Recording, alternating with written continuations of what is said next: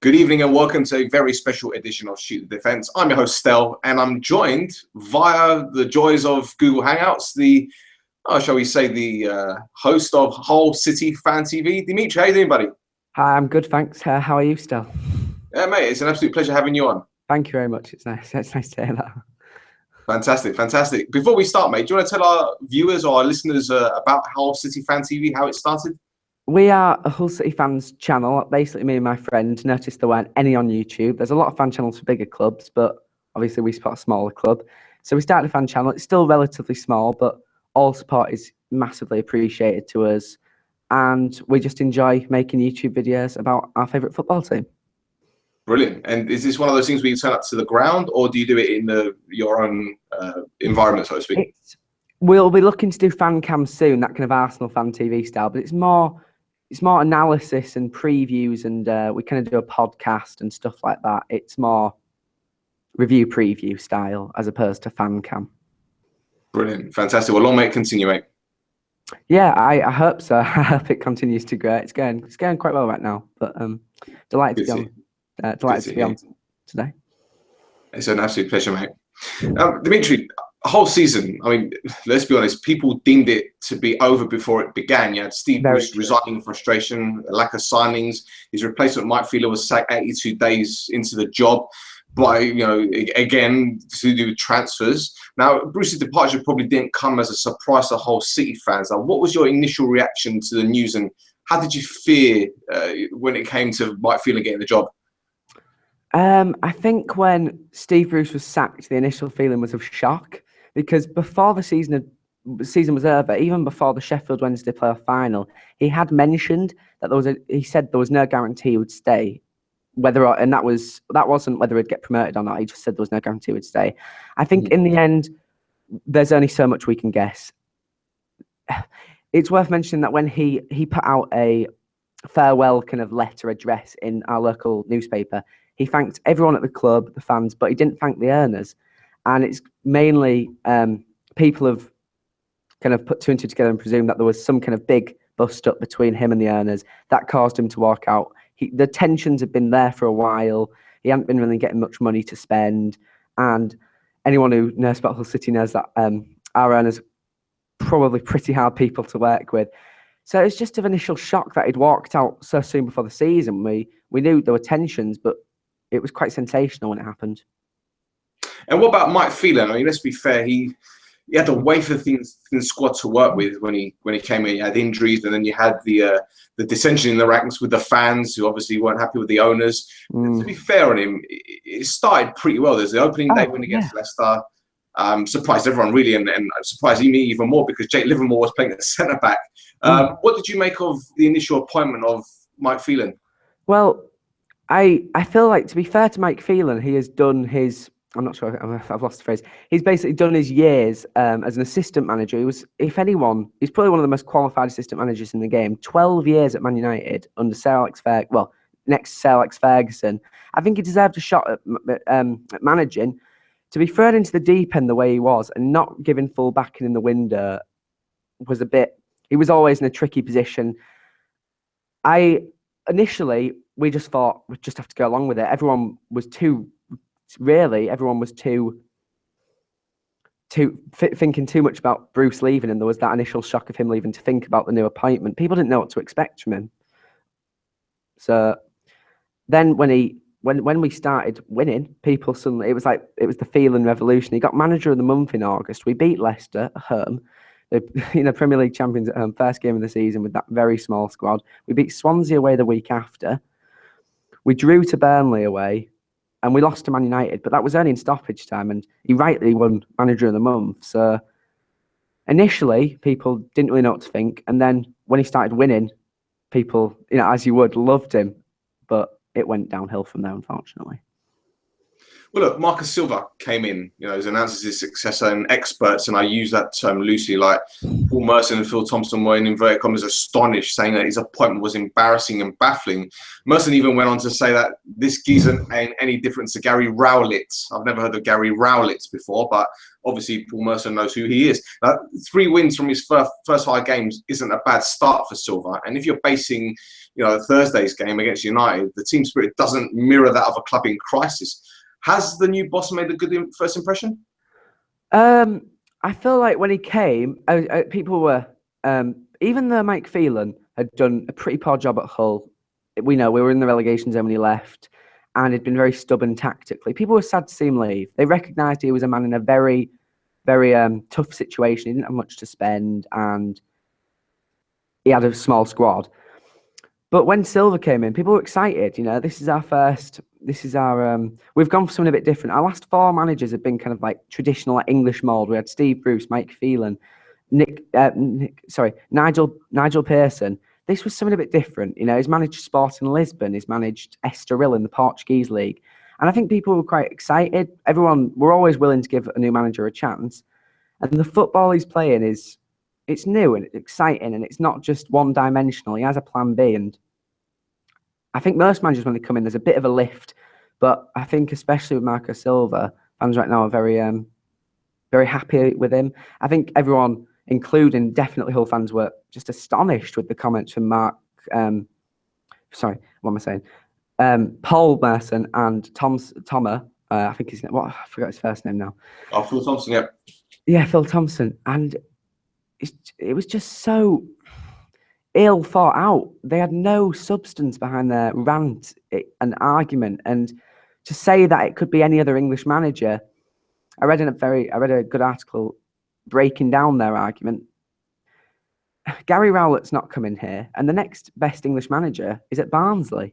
So to say don't offer a foreign manager the job, why does it always have to be a foreign manager? It's just silly. Our last 4 managers have been English. We could do with something a bit different. I see what I mean. I think is when it comes to Paul Merson, this is the guy that managed Walsall for 3 to 6 months. He's not exactly the greatest advert for managers, is he? No, and it annoyed me that, because I have to say I like him on the Fantasy Football Club, and I think he can be quite funny. But I just thought that was a very ill-informed rant. And to say he's meant to be an expert, he will be a well-paid expert on Sky Sports. That's just the sort of rant you get down the pub. It's just silly. It's just and I'm glad Matt Letizia and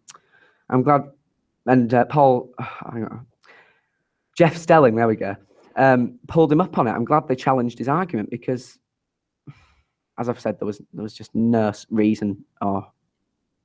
Yeah, nothing. I think the most frustrating thing about it is that they kind of poo-pooed his achievements. Estoril, they're not a big club, but what do you expect? A manager's got to start somewhere. Then talk about Olympiacos in Greece winning, X amount of titles. Fair enough. You still need to win the title. I mean, you could look at Celtic, for example.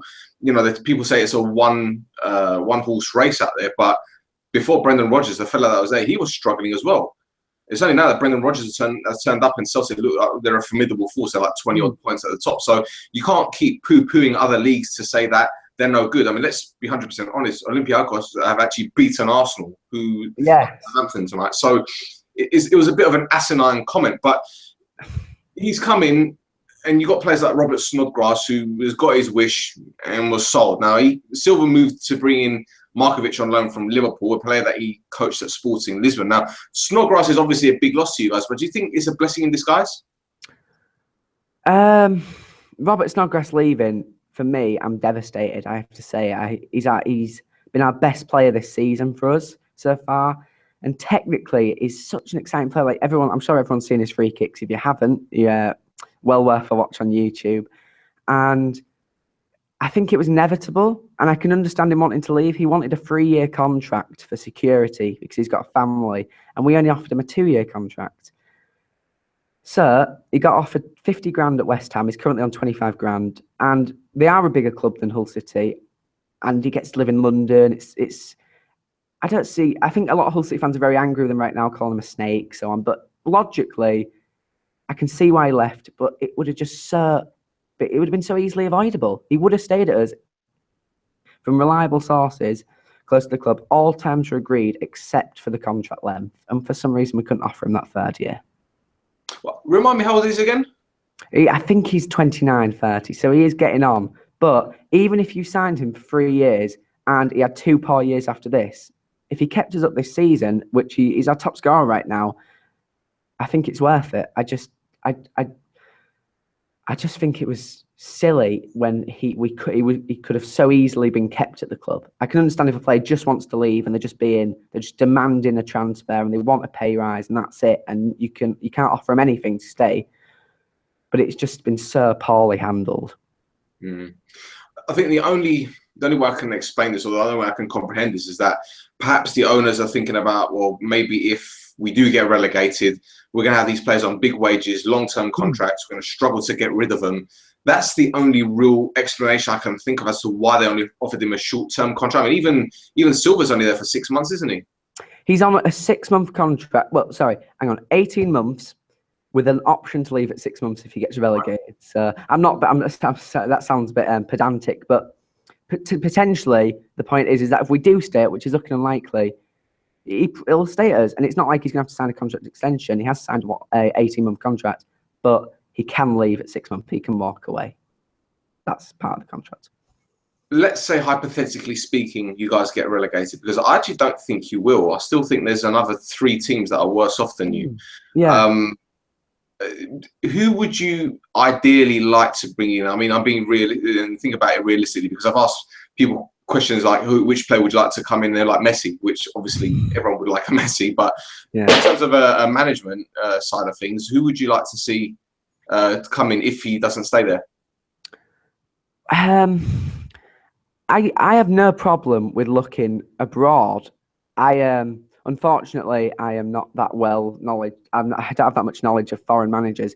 But if you're looking at more of a general search for a manager, I think that England right now, England's managers, we don't have that many good ones, unfortunately. And when Phelan got sacked, a lot of people were suggesting Alan Pardew. But for me, I don't see why he deserves that chance. If he's just done very poorly at Crystal Palace, why should he get a job at Hull City? And I can understand if we get relegated, I wouldn't mind him coming. I think I can see him doing a good job for us in the Championship. But I'm a bit biased because I have a dislike for Alan Pardew as a manager.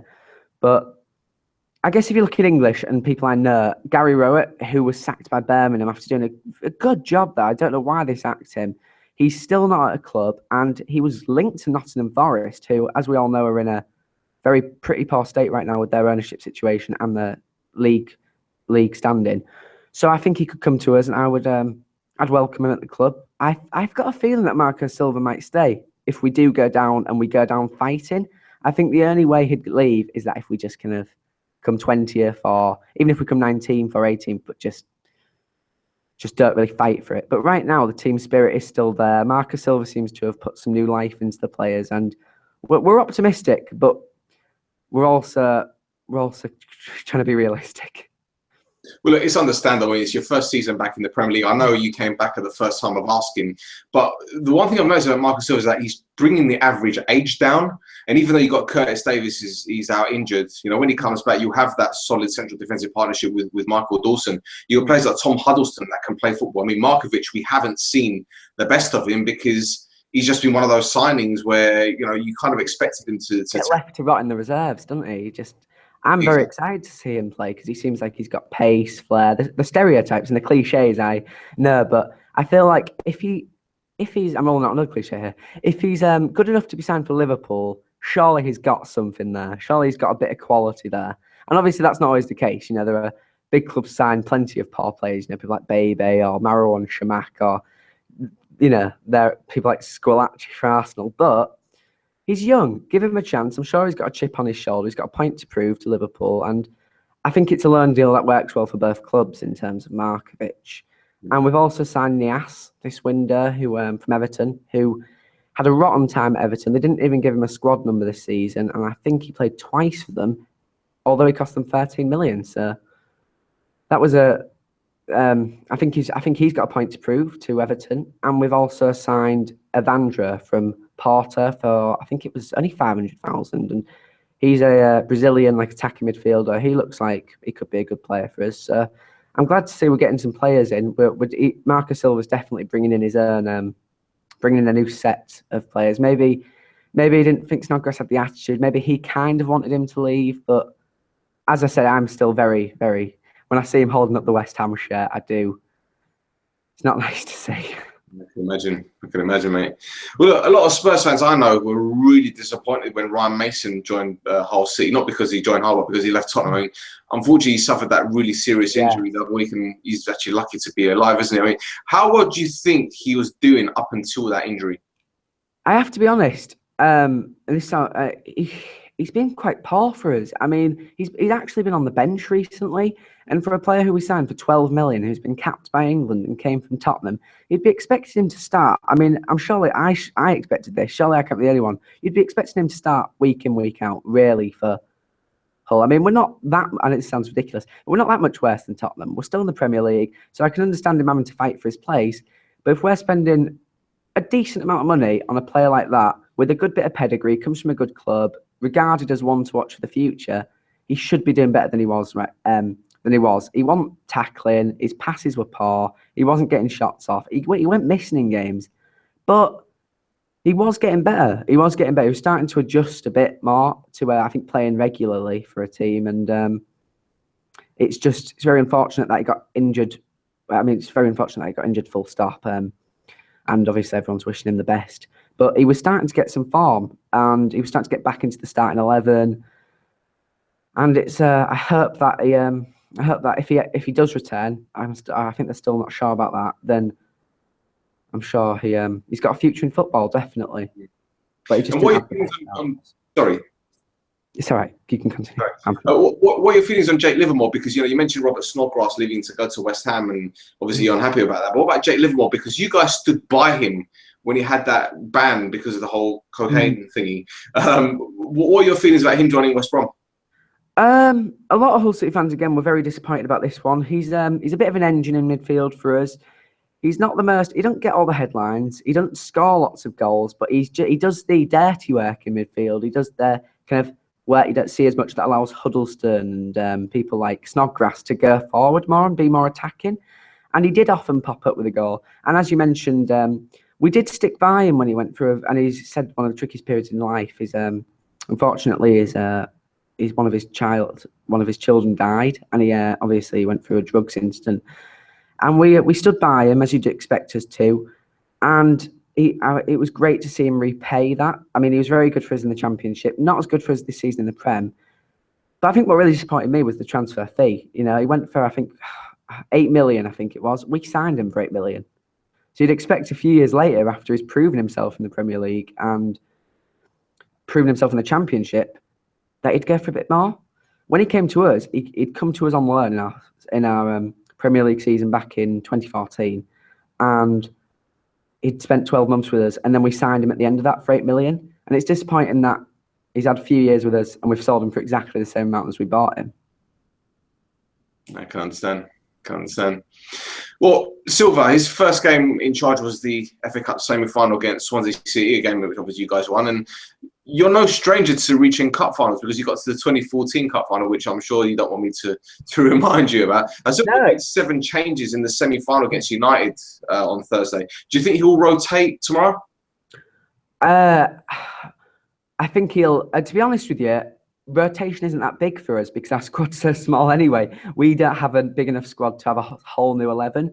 But I think he'll definitely be throwing in some new players. Maybe we'll see people like Jarrod Bowen and Josh Tymon, both good young players for us who really shouldn't be anywhere near the starting 11, but got that chance. I'm sure they're very happy that the squad's so small because they're actually getting a chance in the Premier League, and they're doing very well when really they should not be near the starting 11 for another few years. Josh Tymon's still a teenager, and I'm sure we'll see them. But I think he takes every game seriously. We always do, Hull City. We got to the semi-final of the EFL Cup and we're in the relegation zone. Many Hull City fans were thinking, why are we in the semi-final? Can we not just focus on the league? And seems like a bit of a Hull City trait never to just... Some teams just, leave the cups and just focus on the league. We saw Bournemouth lose 3-0 to Millwall when really they're safe from relegation. They're not really chasing for the top table. So why wouldn't they go for that? They clearly chose the league over the cup, but we always seem to balance the cup with the league, and I think you should see a fairly strong side out tomorrow. I hope so. I hope so. The thing is, when it comes to FA Cup runs, especially cup runs in general, really, you tend to find that teams build momentum, and a cup run can actually help their season long term. So, okay, Wigan Athletic is probably a bad example. They won the FA Cup and got relegated, but it was just one of those things. You never know with Hull City. As you mentioned, the team spirit is high. You've got a lot of young players coming through.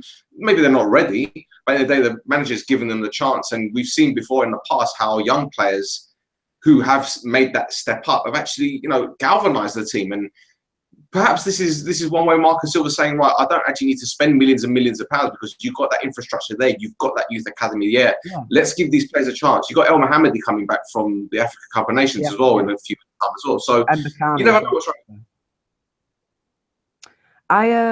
I feel like what's good about the FA Cup is it gives teams at the bottom of the Premier League a chance to beat someone, because it's suddenly, if you're losing week in, week out in the Premier League, it's nice to just beat someone and just be able to remind yourself you're not the worst team in the world. You can play football. You can beat a side. And we've been going through obviously a lot of bad runs of form this season. But our EFL Cup run, we beat Exeter, we beat Stoke, we beat Bristol, we beat Newcastle. It was nice to remind ourselves that, and we even beat Man United the other night, although we lost an aggregate. It's nice to remind ourselves that we can win games of football. It can build momentum. Unfortunately for us in 2014 FA Cup run, we got to the final, but we finished 17th that season. We only took about, I think it might have been 2 points from our last 6 games because we were focused on the FA Cup final and semi-final. We dropped our focus on the league and we finished a lot more comfortably than our 17th place suggests. I wouldn't mind if we went out tomorrow. I know I shouldn't say that as a football fan. I should value the FA Cup, but we've had a cup run already this year. We've reached the semi-final of the EFL Cup. If we went out the FA Cup 4th round, it's not the end of the world. It's not too much of a cup upset. It's not like we're losing to a League 2 team, League 1 team. Fulham aren't a bad side. The mid-table championship. They're at home. But saying that, I wouldn't be surprised to see us take it to a replay.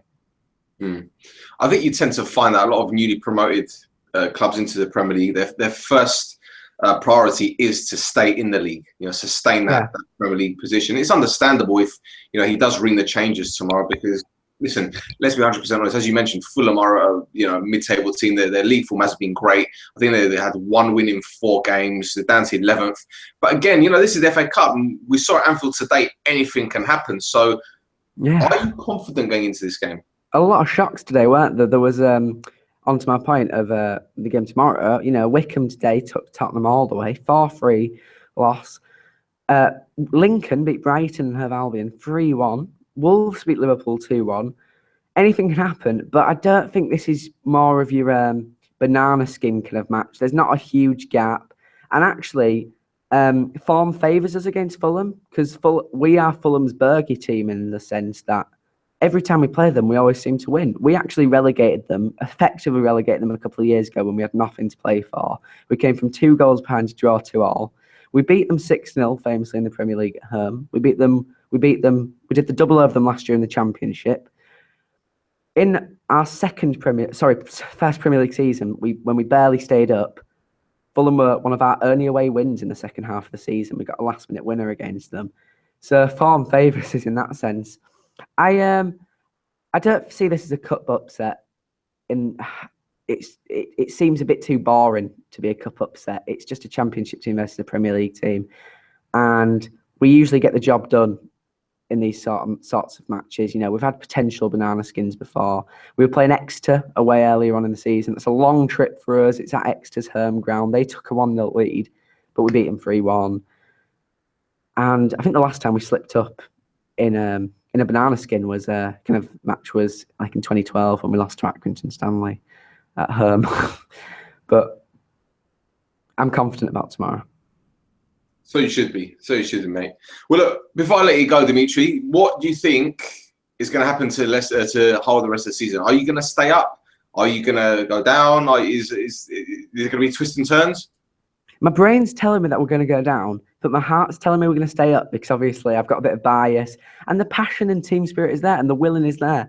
And something worth noting is before Mike Phelan departed, we got very unlucky. We drew with Palace when we really should have got 3 points. We drew with Everton when they equalised in the 85th minute. We should have got a draw against West Ham. That would have been an extra. I'm trying to work it out now. That would have been an extra. We would have been taking 7 points instead of we only took 2. And Mike Phelan could have stayed as manager if, luck comes into football a lot. And I feel like we've had poor luck in the first half of the season. If we get a bit luckier in the second half of the season, I think we could stay up. I'm just going to go with my heart. I think we'll stay up. I'm going to agree with you on that. And the reason why I'm going to agree with you is, as I said before, there's 3 teams worse off than you. There's a certain team in Teesside that can't seem to score at the moment. I think Sunderland are trash, to be fair. And I think you could look above that. You could look at maybe Watford slipping down there. They're not getting goals. So anyone can get sucked into this relegation battle. And as I said before, Leicester, Hull City have got the team spirit. They've got the fight. And there's a lot of players to come back from injury as well. So you can't rule them out, So I hope you guys, I actually do hope you guys stay up, to be fair. Yeah, thank you very much. I appreciate that. We'll need all the backing we can get, help we can get. Hopefully, there's a few days left in the window. We can still strengthen the squad. We had 6 players coming on the last deadline day. I'm just gonna have to hope. I have to say it's been a pleasure coming on tonight. Thank you very much for having me on, and I hope I've answered all the questions you wanted to know. It's been an absolute pleasure, mate. It's been an absolute pleasure. Well, look, before I let you go, do you want to give our listeners your Twitter handle and your obviously the Hull City one? Yeah, you can find us on Twitter at Hull City Fans TV. That's just kind of that's the secondary there to the YouTube channel where most of the stuff goes up. That's just Hull City Fans TV. If you just type that in, you'll find us. We upload preview reviews. We might preview a game against your team, so we shall have to watch that one. We do away vlogs as well. Pretty much everything covered except the fan cams, but those will be coming soon. That's all my self-promo done. Brilliant, fantastic. Well, I hope you can come back on sometime soon and we can talk more about Hull City. Yeah, I'd love to come back on. Let us know if you want us on again. And thanks a lot. It'll be an absolute pleasure, mate. Well, guys, thanks for watching. You can follow us on Twitter at Shoot the Defence. We also have a Facebook group page. Just search for Shoot the Defence. Give our friends over there at FNX Network and My Sportswear a follow at FNX Network and at My Sportswear 1, respectively. Until next time, take care.